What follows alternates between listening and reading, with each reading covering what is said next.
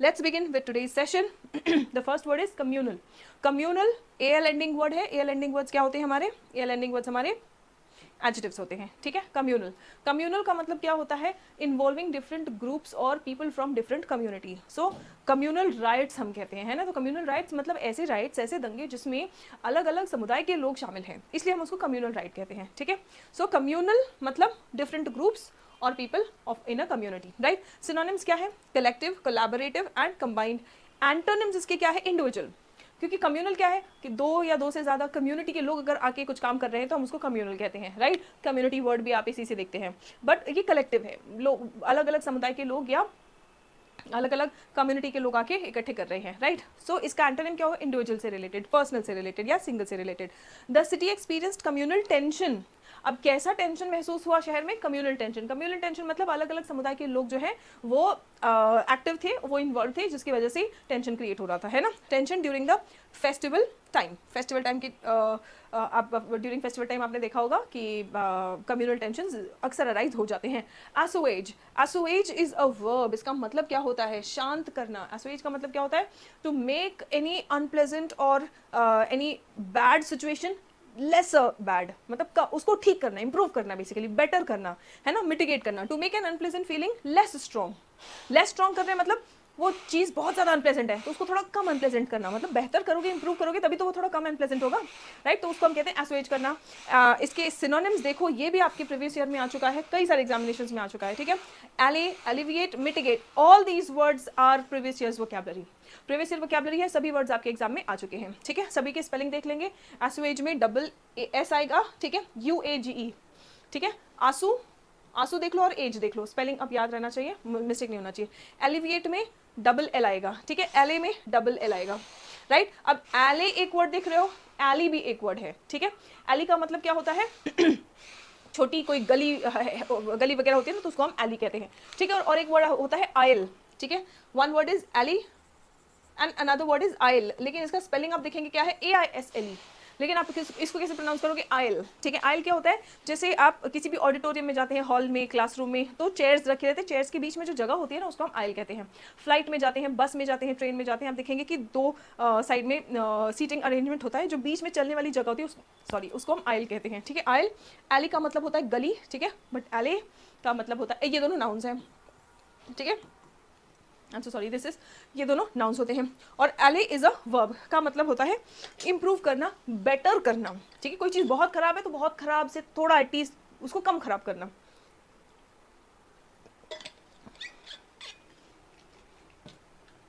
Right. Now antonyms क्या होंगे? खराब को और बदतर करो, right. Hurt, impair, harm, exacerbate. Exacerbate मतलब और ज़्यादा बुरा कर देना, ठीक है. The minister's speech did little. Did little मतलब बहुत कम कंट्रीब्यूशन किया, ना के बराबर किया. क्या करने के लिए? To assuage the angry crowd. अब भाई क्राउड ऑलरेडी गुस्से में था, उस एंग्री क्राउड को शांत करने में मिनिस्टर के स्पीच ने कोई योगदान नहीं दिया. डिड लिटिल पढ़ के लग रहा होगा कि थोड़ा बहुत मतलब कुछ असर हुआ होगा, लेकिन अ लिटिल का मतलब होता है थोड़ा बहुत. सिर्फ लिटिल अगर हम कहेंगे तो उसका मतलब होता है ना के बराबर. So the minister's speech did little का मतलब होता है मिनिस्टर के स्पीच ने ना के बराबर शांत किया गुस्साई हुई भीड़ को. To assuage the angry crowd, right. Unabated, ठीक है. अनअबेटेड मतलब अनकंट्रोल्ड, बिना किसी कंट्रोल के, without any reduction in intensity और स्ट्रेंथ. इंटेंसिटी का मतलब होता है तीव्रता, स्ट्रेंथ का मतलब होता है ताकत.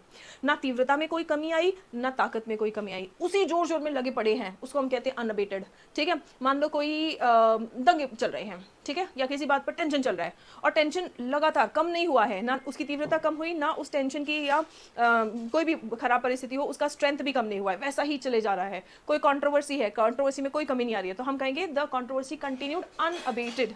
Unabated, relentless, steadfast, persistent. Students जाके कोई भी प्रीवियस ईयर का क्वेश्चंस वोकैब का सेक्शन आप खोल के देख लो, ये सभी वर्ड्स आपके एग्जाम में आ चुके हैं. प्रीवियस ईयर है, बहुत इंपॉर्टेंट है. मीनिंग समझो, इसका एडिटोरियल्स में कैसे यूज आ रहा है, सेंटेंस में कैसे यूज करना है, इसको अच्छे से समझो, ठीक है.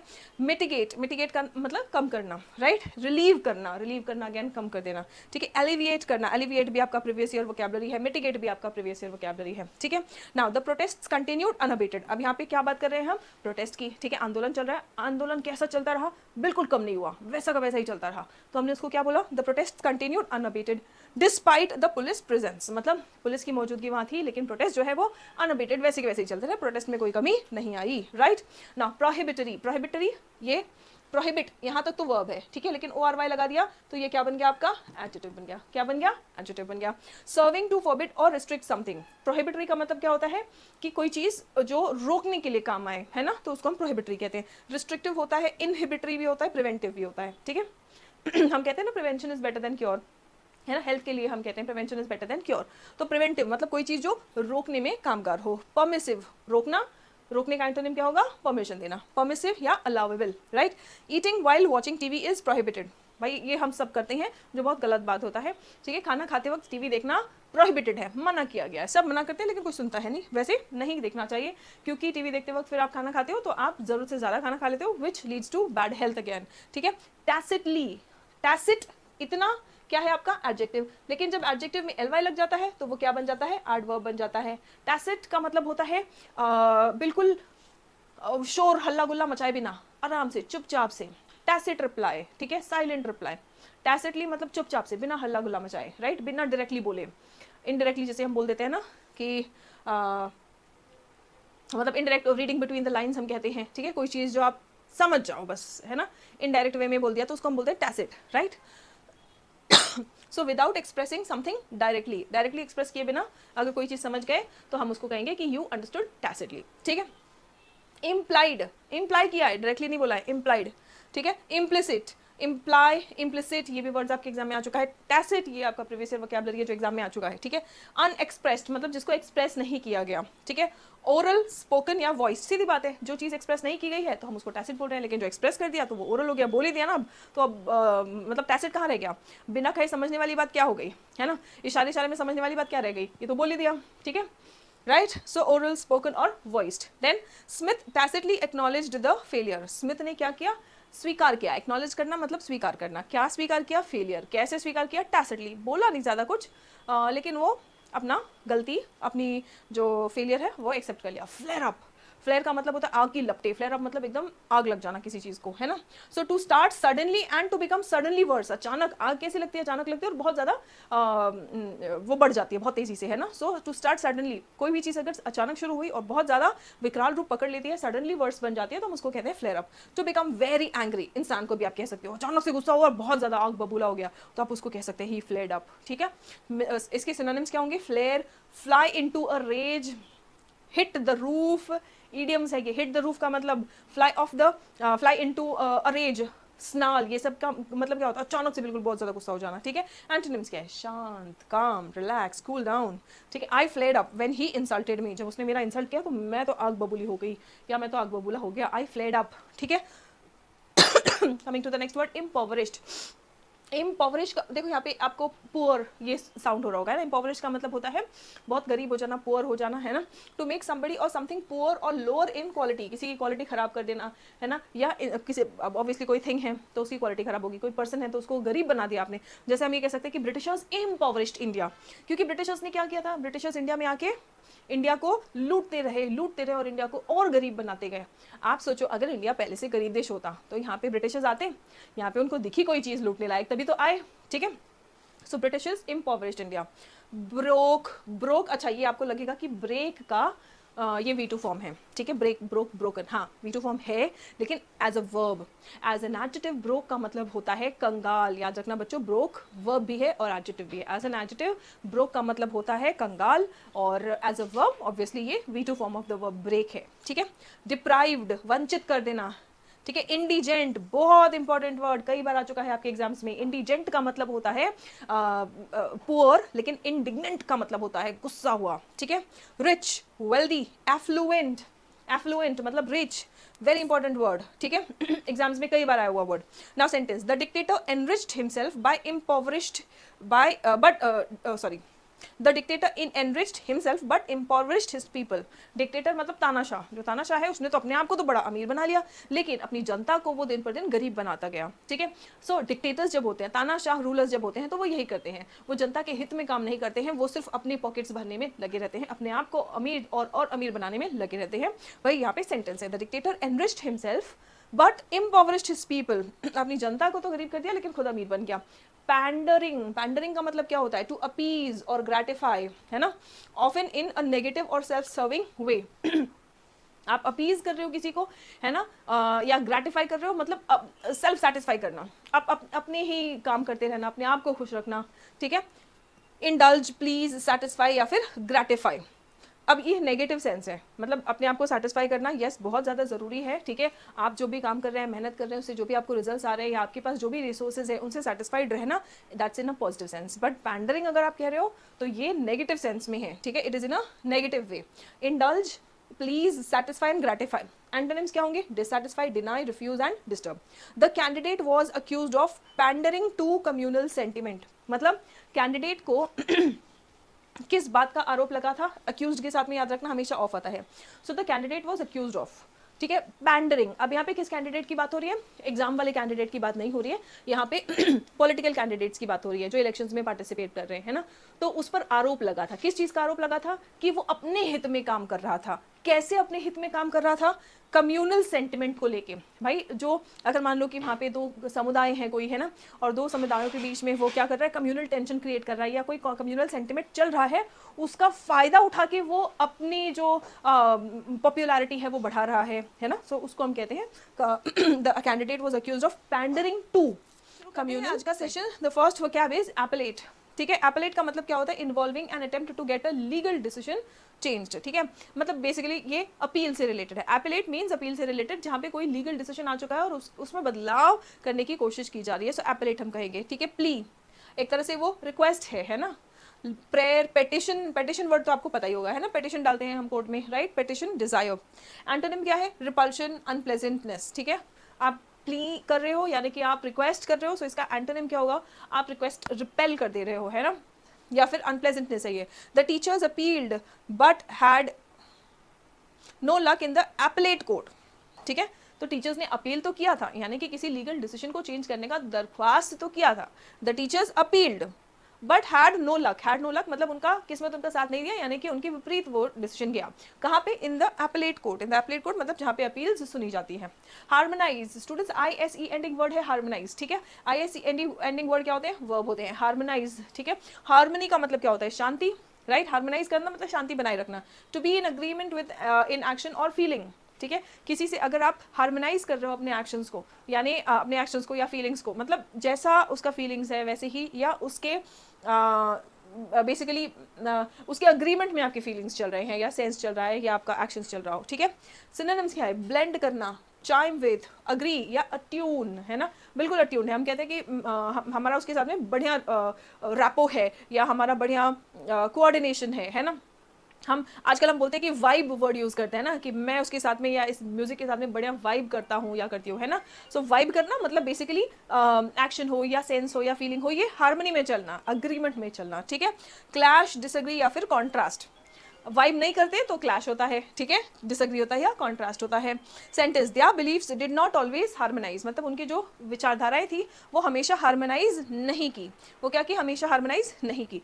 Coming to the next word, vaguely, बहुत इंपॉर्टेंट वर्ड है, आपके एग्जाम में आ चुका है। वेग का मतलब होता है अनक्लियर, अस्पष्ट। It is an adjective, ly लग गया तो फिर वो क्या बन गया? एडवर्ब बन जाता है। ly लग जाता है तो एडवर्ब बन जाता है। इन अ वे दैट इज अनक्लियर, इम्प्रिसाइज और अनसर्टेन, कोई अनिश्चित हो या इम्प्रिसाइज हो, जो प्रिसाइज ना हो, एक्यूरेट ना हो, है ना, तो हम उसको कहेंगे वीगली।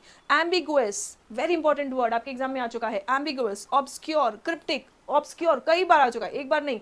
एम्बिगुअस सॉरी, एक बार नहीं, कई बार आपके एग्जाम्स में आ चुके हैं ये वर्ड्स।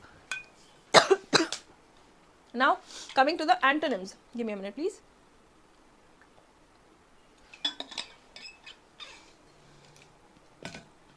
यस, एंटोनिम्स क्या है? स्पेसिफिक, जो चीज स्पष्ट हो या बहुत सटीक हो, एक्सप्लिसिट हो, क्लियर हो, डेफिनेट हो, है ना। सेंटेंस देखते हैं।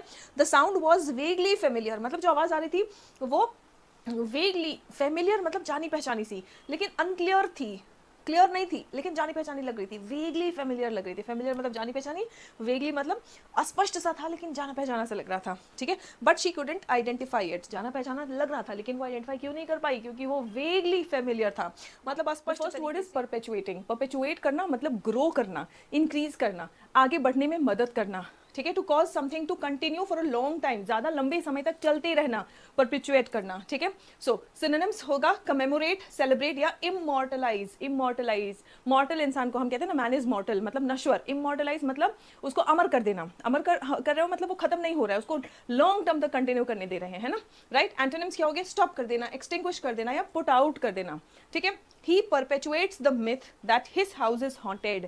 अब देखो बहुत लोग होते हैं ना कि मेरे घर में भूत है, मेरा घर भूतिया है, या ये फलानी जगह भूतिया है, और इस बिलीफ को, इस मिथ को, है ना, वो क्या कर रहे हैं, परपेचुएट कर रहा है, मतलब आगे बढ़ने दे रहा है, और उसको मतलब जो कहते हैं ना, इस बात को और हवा देते जा रहा है, इस विश्वास को और बढ़ाते जा रहा है ना, ये वहम जो है, ये मिथ है, इसको वो परपेचुएट करते जा रहा है, मतलब ग्रो करते जा रहा है कि मेरा घर जो है वो हॉन्टेड है, ठीक। चलिए next one, humanitarian, IAN ending word, it is an adjective. Humanitarian, concerned with human welfare, इंसान की भलाई से संबंधित जो चीज़ है उसको हम humanitarian कहते हैं, ठीक है। And the alleviation of suffering, alleviate करना मतलब improve करना suffering यानी कि पीड़ा, दुख, तो किसी के दुख को आप क्या कर रहे हैं, कम कर रहे हैं, यानी कि उसकी भलाई, उसकी वेलबींग को आप इंप्रूव कर रहे हैं, ठीक है। Anything that is related to human wellbeing, इंसान की भलाई से रिलेटेड है, उसको हम ह्यूमैनिटेरियन बोलते हैं। जहाँ पे भी ह्यूमंस के खिलाफ, मतलब मान लो अगर कोई लड़ाई हो रही है, कोई वॉर चल रहा है और बहुत क्राइम हो रहा है वहाँ पे, बहुत क्रुएलिटी हो रही है वहाँ पे, तो हम कहते हैं वहाँ पे ह्यूमैनिटेरियन क्राइसिस है ना। चलिए, चैरिटेबल मतलब दयावान, कंपैशनेट दयावान, अगेन इनह्यूमेन, याद रखना ये इनह्यूमन नहीं है, ई नहीं होगा तो इनह्यूमन का मतलब होता है बहुत क्रूर, ठीक है। लेकिन इनह्यूमेन का मतलब क्या होता है, ह्यूमेन जैसे ह्यूमन और ह्यूमेन होता है, ठीक है। ह्यूमन का मतलब क्या होता है, इंसान, ठीक है। इनह्यूमन मतलब राक्षस, ह्यूमेन का मतलब होता है something that is related to kindness, ठीक है। Humane is related to kindness. ऐसे और भी वर्ड्स हैं जैसे अर्बन और अर्बेन, ठीक है। व्हेन यू से अर्बन तो इसका मतलब होता है शहरी, लेकिन जब हम कहते हैं अर्बेन तो अर्बेन का मतलब होता है related to manners, good manners, sophistication, ठीक है। स्लाइट डिफरेंस है but yes they are different, they are not the same, right. Ruthless, humanitarian aid यानी कि इंसान की भलाई के लिए मदद, humanitarian aid is urgently needed in a war affected area, in war affected areas. So जो वॉर अफेक्टेड एरियाज होते हैं वहां पे ह्यूमैनिटेरियन एड जो है अर्जेंटली नीडेड होता है, ठीक। चलिए नेक्स्ट वन, डिवास्टेटिंग, डिवास्टेट करना मतलब बर्बाद कर देना, डिवास्टेटिंग मतलब बिल्कुल नष्ट कर देने वाला, causing severe shock and distress और damage। synonyms क्या होंगे, destructive, catastrophic, आपके एग्जाम में आ चुका है बच्चों ये वर्ड catastrophe, ठीक है। आपका एंटोनिम क्या होगा, बेहतर करना, catastrophe मतलब भूचाल लाना, बर्बाद कर देना, है ना, खराब कर देने वाली कोई चीज। सो ठीक करने वाली चीज, हीलिंग, कंस्ट्रक्टिव, ये सब आपके एंटोनिम्स हो जाएंगे। The civil war, civil war हम किसे कहते हैं, local war, basically domestic war जो होता है हम उसको सिविल वॉर कहते हैं, ठीक है। The civil war has had a devastating impact on Sudan's economy, Sudan की इकोनॉमी, सूडान की अर्थव्यवस्था पर बहुत ही बुरा प्रभाव, नश्वर प्रभाव पड़ा है सिविल वॉर की वजह से। सिविल वॉर मतलब वहीं के आपस के लोग आपस में लड़ रहे हैं, ठीक है। नाउ नोटोरियस, आपके एग्जाम में आ चुका है ये वर्ड, OUS एंडिंग वर्ड क्या होता है, एडजेक्टिव होता है, ठीक है। OUS ending word is adjective.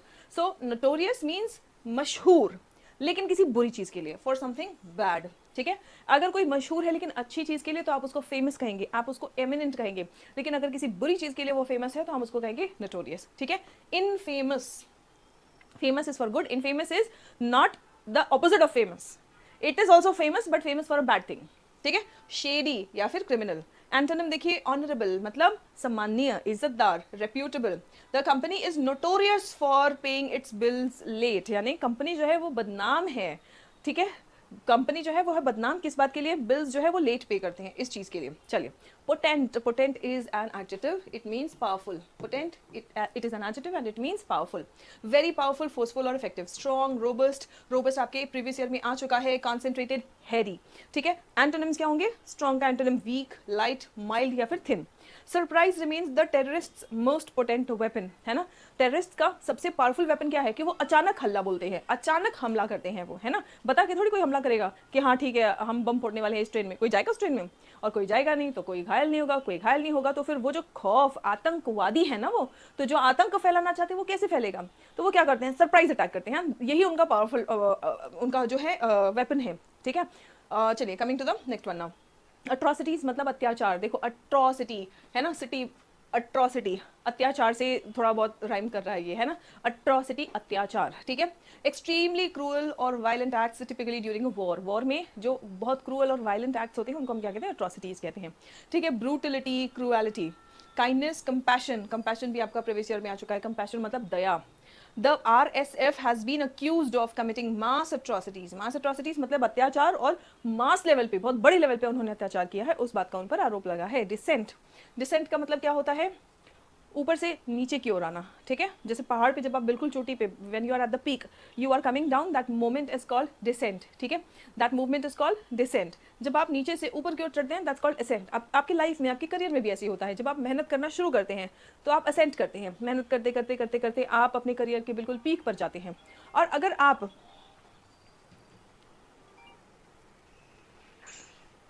ठीक है, सो आप अपने करियर के बिल्कुल पीक पर जाते हैं। और अगर आप अपना मेहनत या बैड वैल्यूज़ वगैरह कुछ एक्सेप्ट कर लेते हैं या गलत काम करने लग जाते हैं, तो क्या होता है, फिर आप अपने करियर के टॉप से नीचे की ओर आने लग जाते हैं धीरे धीरे, तो वो डिसेंट शुरू हो जाता है आपके करियर में, आपकी लाइफ में, right. Descent, movement down to a lower place और अ पर्सन्स फैमिली ओरिजिन्स। अच्छा हाँ, डिसेंट का मतलब ये भी होता है, ये एक सेकंड मीनिंग है, ठीक है। Descent also means family origins, ठीक है। सो हम कहते हैं ना कि हम तो कश्यप ऋषि के वंशज हैं, है ना, so we are the descent of, right. So family origin का भी जब हम बात करते हैं तब भी डिसेंट ये वर्ड यूज किया जा सकता है, ठीक है। दो मीनिंग है, दोनों बिल्कुल अलग मीनिंग है, ध्यान रखें। ड्रॉप, डिप, प्लंज, ठीक है। प्लंज मतलब नीचे की ओर आना। डिक्लाइन, एंटोनिम क्या होगा, एसेंट, राइज, क्लाइंब या फिर progress. The pilot informed us that we were about to begin our descent. Pilot ने हमें इन्फॉर्म किया कि हम अपना डिसेंट शुरू करने वाले हैं, मतलब ऊपर उड़ रहे थे, ठीक है, वहां से हम नीचे की ओर अब आने वाले हैं, जमीन की ओर आने वाले हैं, ठीक है। सो पायलट ने हमें इन्फॉर्म किया कि हम नीचे की ओर अपनी उड़ान शुरू कर रहे हैं। चलिए, anarchy, very very important word, ठीक है। यहाँ पे archy, archy is to rule, ठीक है। आर्की का मतलब होता है रूल, अनार्की मतलब अराजकता, ठीक है। अनार्की मतलब अराजकता, अ स्टेट ऑफ डिसऑर्डर। कई बार ये वर्ड आपके एग्जाम में आ चुका है स्टूडेंट्स, एनार्की, एनार्की मतलब अराजकता, जहाँ पे कोई नियम कायदे कानून है ही नहीं, कोई ऑर्डर है ही नहीं, ठीक है। A state of disorder due to lack of government और अथॉरिटी, जहाँ पर कोई सरकार ना हो, जहाँ पर कोई अथॉरिटी ना हो, उसकी वजह से जो अराजक, देखो वर्ड में है ना अराजकता, मतलब वहाँ पे कोई राजा नहीं है, वहाँ पे कोई शासन करने वाला नहीं है, तो सब अपनी मनमानी करते हैं। जब सब अपनी मनमानी करते हैं तो वहाँ पे क्या होता है, डिसऑर्डर होता है, अराजकता होता है, ठीक है। केओस, लॉलेसनेस, कोई कानून ही नहीं है ना, सो लॉलेसनेस है ये। इसका एंटोनिम क्या होगा, ऑर्डर या फिर governance, right. The civil war has plunged the country into complete anarchy. Civil war की वजह से जो देश है वो प्लंज हो गया है, मतलब डूब गया है, जो देश है वो कहाँ पे डूब गया है, अनार्की में, यानी कि अराजकता में, right. Coming to the next one now, a stepping stone. Stepping stone का मतलब होता है एक चीज जो आपको आगे बढ़ने में मदद करता है, हम उसको कहते हैं स्टेपिंग स्टोन। एन इवेंट और experience that helps you achieve something else, ठीक है। कोई भी इवेंट हो या कोई भी एक्सपीरियंस हो जिससे आप और आगे को बढ़ते हैं, तो उसको हम कहते हैं स्टेपिंग स्टोन, ठीक है। I see this job just as a stepping stone to better things, मतलब आप किसी जॉब में हैं, आप वहाँ पे सेटिस्फाइड नहीं है, लेकिन आप सोचते हैं कि चलो ये मेरे आगे बढ़ने का एक रास्ता है, ठीक है, ये पहला कदम है, या पहला दूसरा तीसरा कोई भी कदम हो सकता है, लेकिन ये एक कदम और आगे बढ़ने का रास्ता है, ठीक है, तो हम उसको कहते हैं a stepping stone. Turn a blind eye, turn a blind eye मतलब अनदेखा करना, इग्नोर करना, to ignore something that you know is wrong, and खासकर आपको पता है कि कोई चीज गलत है और आप उसको अनदेखा कर रहे हैं, इग्नोर कर रहे हैं, तो हम उसको कहते हैं turning a blind eye. Management often turn a blind eye to bullying in the workplace. Workplace पे जो बुलिंग होता है ना, लोगों का देखो एक हेल्दी मजाक करना होता है, लेकिन उसके अलावा जहाँ पे एक्सप्लॉयटेशन के लेवल पर मजाक चला जाता है, तो उसको हम कहते हैं बुलिंग, ठीक है। तो बुलिंग और वर्क प्लेस पे हो रहा है, लेकिन मैनेजमेंट क्या करता है, मैनेजमेंट उसको अनदेखा करता है। आज का session, the first word is reassuring. Assure करना मतलब आश्वस्त करना, ठीक है। रीअश्योरिंग मतलब दोबारा से आश्वस्त करना, मतलब कोई ऐसी चीज जो आपको डबल सांत्वना दे या डबल हिम्मत दे, कॉन्फिडेंस दे। गिविंग कॉन्फिडेंस और कंफर्ट, ठीक है। कंफर्टिंग या सूदिंग इसके सिनोनिम्स होंगे। एंटोनिम्स क्या है, कोई चीज जो आपको चिंतित कर दे, कोई चीज आपको शांत कर रहा है, सूद कर रहा है, तो फिर वो कंफर्टिंग हो गया, और कोई चीज आपको चिंतित कर रहा है वो इसका एंटोनिम हो गया, ठीक है। अलार्मिंग, alarming and worrying, ठीक है। The IMD gave a reassuring forecast about this year's monsoon, मतलब IMD ने इस साल रीअश्योरिंग फोरकास्ट दिया है, मतलब ऐसा फोरकास्ट दिया है जो सुन के सबको राहत सी आई है, चैन सी आई है, किसके बारे में, मॉनसून के बारे में, कि चलो इस बार बारिश अच्छी होगी, ठीक है। प्रोक्योर, प्रोक्योर का पार्ट ऑफ स्पीच क्या है, एक बार कमेंट करके आप लोग मुझे बताएंगे, ठीक है। प्रोक्योर करने का मतलब बड़ी मात्रा में जब आप कोई चीज अक्वायर करते हैं, जैसे सरकार क्या करती है कि सरकार गेहूं, चावल, ऐसे बहुत सारी चीज, फूड ग्रेन्स वगैरह बड़ी मात्रा में फार्मर्स से लेती है, तो उस एक्शन को कहा जाता है प्रोक्योर, ठीक है। To obtain something with effort, right. acquire और obtain, एंटोनिम्स क्या होंगे? लूज या फिर फॉरफीट, खो देना। आप कोई चीज पा रहे हो और ऑब्वियसली जब बड़ी मात्रा में आपको कोई चीज अक्वायर करना है जैसे सरकार को, तो एफर्ट लगाना पड़ता है, मेहनत करना पड़ता है ना। सो अक्वायर, इसका एंटोनिम क्या होगा? लूज या फिर forfeit. The government will procure pulses at minimum support price, MSP। The next one, unfurl. Unfurl क्या है? This is a verb. What is it? It is a verb. आपने देखा है झंडा ऊंचा रहे हमारा, सो हम क्या करते हैं? फ्लैग हॉइस्ट करते हैं, अनफर्ल करते हैं। पहले क्या होता है? पहले वो फोल्ड होता है, फिर हम उसको लहराते हैं। सो अनफर्ल, टू अनफोल्ड और डेवलप ग्रेजुअली, ठीक है। या तो उसको अनफर्ल करना मतलब वो बंधा हुआ है, बंद है, उसको खोलना, या फिर धीरे धीरे विकास करना। डेवलप ग्रेजुअली के लिए भी हम अनफर्ल यूज कर सकते हैं। ओपन या फिर रिवील, एंटोनिम क्या होगा? क्लोज, छुपाना, ठीक है। सो कंसील या फिर फोल्ड। द मॉनसून में not unfurl exactly as predicted. अब क्या कहा जा रहा है कि मॉनसून जो है जैसा बोला जा रहा है वैसा ही विकसित नहीं होगा। में मतलब हो सकता है कि बोला कुछ और जा रहा है और मॉनसून अपना कुछ और ही रंग दिखा दे या कुछ और ही रिजल्ट दे, ठीक। The next one, augurs. Auger is a verb. Auger is a verb. Auger का मतलब होता है कोई ऐसी चीज जो दूसरे एक्शन का या दूसरे इवेंट का संकेत दे, ठीक है। पोटेंट, गुड और bad outcome, right. Your efforts will auger your success, मतलब जैसा तुम एफर्ट डालोगे वही तुम्हारी कामयाबी की नींव दिखाएगा या वही तुम्हारी कामयाबी का संकेत देगा, राइट। प्रॉफिट, प्रॉफिट्स क्या करते हैं? भविष्यवाणी करते हैं। फोरकास्ट, सूदसेयर, भविष्यवाणी बोलने वाले को सूदसेयर भी कहा जाता है, ठीक है।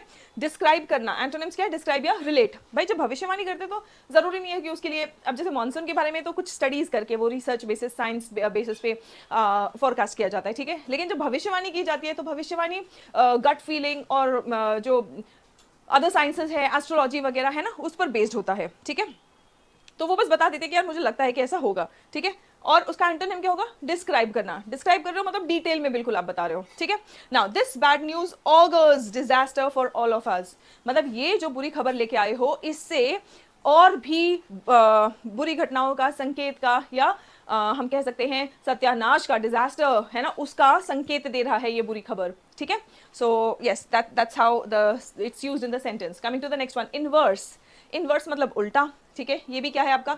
ये वर्ब की तरह और एडजेक्टिव की तरह दोनों यूज हो सकता है, ठीक है। ऑपोजिट इन इफेक्ट, किसी भी चीज का इफेक्ट या डायरेक्शन ऑपोजिट कर देना, पलट देना, ठीक है। ऑपोजिट और रिवर्स। एंटोनिम क्या होगा? डायरेक्ट या फिर सिमिलर या फिर स्ट्रेट, ठीक है। Eurasian snow cover has an inverse relationship with monsoon rainfall. क्या कहा जा रहा है? अगर मॉनसून रेनफॉल का इनवर्स रिलेशन है यूरेशियन स्नो कवर से, इसका मतलब क्या कि अगर स्नो कवर ज्यादा है तो मॉनसून कम होगा, मॉनसून ज्यादा है तो यूरेशियन स्नो कवर कम होगा। इनवर्स रिलेशन है, उल्टा चलते हैं दोनों, ठीक है, एक दूसरे के ऑपोजिट चलते हैं। एक्सेंचुएट करना मतलब बढ़ा देना कोई चीज। एक्सेंचुएट इज अ वर्ब, मतलब बढ़ा देना कोई भी चीज। मेक मोर नोटिसेबल, ठीक है, या प्रोमिनेंट, जब आप किसी चीज को बढ़ा दे रहे हो तो वो और नोटिस में आ रहा है या और नजर में आ रहा है, प्रोमिनेंट हो रहा है, ठीक है। सिनोनिम क्या होगा? हाईलाइट करना या फिर इंटेंसिफाई करना, ठीक है। क्या है? आप कोई चीज अगर नजर में ला रहे हो तो आप क्या कर रहे हो? वो हाईलाइट हो जा रहा है ना, इंटेंसिफाई हो जा रहा है। एंटोनिम क्या होगा? उसको छोटा करके दिखा देना, डिमिनिश कर देना, रिड्यूस कर देना, ठीक है। Flooding during heavy rains is often accentuated by poor infrastructure. अब भाई बाढ़ आ रही है, ठीक है, मतलब ठीक तो नहीं है खैर, लेकिन उसको रोक भी कौन सकता है, ठीक है। हाँ, लेकिन अगर इंफ्रास्ट्रक्चर भी पुअर है तब तो बाढ़ आने का मतलब यह है कि वहां पे बाढ़ का जो परिणाम नॉर्मली होना चाहिए उससे ज्यादा परिणाम होगा, एक्सेंचुएटेड रिजल्ट होगा, ठीक है। क्योंकि इंफ्रास्ट्रक्चर पुअर है तो वाटर लॉगिंग हो जाएगा, पानी भर जाएगा, ठीक है। पानी भरेगा तो वहां पे बिजली, आना जाना, हर चीज, डेली लाइफ, सब कुछ डिस्टर्ब हो जाता है। सो फ्लड्स जो है वो एक्सेंचुएट होते हैं कैसे? अगर इंफ्रास्ट्रक्चर पुअर हो। आज का editorial, the first word is peculiar. Peculiar मतलब बिल्कुल अलग, जो खास हो, बिल्कुल स्पेशल हो, ठीक है, यूनिक हो। यूनिक अगर अलग ढंग से होता है तो कई बार वो स्ट्रेंज भी बन जाता है ना, तो हम उसको पेक्यूलियर कहेंगे। It is an adjective, part of speech adjective है। Unusual, strange, sometimes in an unpleasant manner, sometimes it could also be in an unpleasant manner. Peculiar कोई चीज जो अनप्लेजेंट मैनर में अलग है, अतरंगी या अप्रिय तरीके से अगर बिल्कुल अलग सा है तो हम उसको पेक्यूलियर कह सकते हैं। सिनोनिम्स क्या है? Extra ordinary, exceptional. एक्सेप्शनल आपको पता ही है, हटके, बाकियों से अलग, राइट। एंटोनिम क्या है? कॉमन, नॉर्मल या फिर ordinary.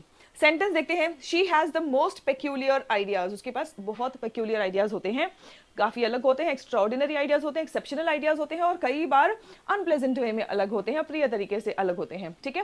प्रोग्नोस्टिकेशन, प्रोग्नोस्टिकेशन, ION ending word is a noun. It is forecast or prediction. Prognostication, forecast or prediction. Prediction expectation या फिर फोरकास्ट। एंटोनिम्स क्या है? रेट्रोस्पेक्शन। प्रोग्नोस्टिकेशन मतलब भविष्य के बारे में बताना। रेट्रोस्पेक्शन मतलब क्या? आपने देखा होगा कैमरे में आपके रेट्रो मोड होता है, मतलब पुराने टाइम के अकॉर्डिंग, है ना। सो रेट्रोस्पेक्शन मतलब पुराने टाइम के बारे में बताना। डिस्क्राइब करना, रिसाइड करना, आप कोई चीज डिस्क्राइब या रिसाइड करते हो जो बीत चुकी है, पुरानी, है ना। सेंटेंस देखते हैं, हिज ग्लूमी प्रोग्नोस्टिकेशन। प्रोग्नोस्टिकेशन मतलब भविष्यवाणी एंड ग्लूमी मतलब सैड, तो उसका जो सैड या दुख फैलाने वाला या सैड करने वाला जो प्रोग्नोस्टिकेशन है, जो भविष्यवाणी है, प्रूव्ड टू बी फॉल्स, वो गलत साबित हुआ। वैसा कुछ नहीं हुआ, वो बोल रहा था ये बुरा हो जाएगा, वो बुरा हो जाएगा। जो ग्लूमी प्रोग्नोस्टिकेशन दे रहा था वो सारा कुछ झूठा प्रूव हो गया, फॉल्स प्रूव हो गया, ठीक है। Dispassionate, eighty ending word, usually तो वर्ब्स होते हैं लेकिन यहाँ पे ये एक एडजेक्टिव है, ठीक है, यहाँ एक एडजेक्टिव है। Not influenced by strong emotion और इम्पार्शियल, ठीक है। डिस्पैशनेट का मतलब होता है जो इम्पार्शियल हो, बिल्कुल निष्पक्ष हो।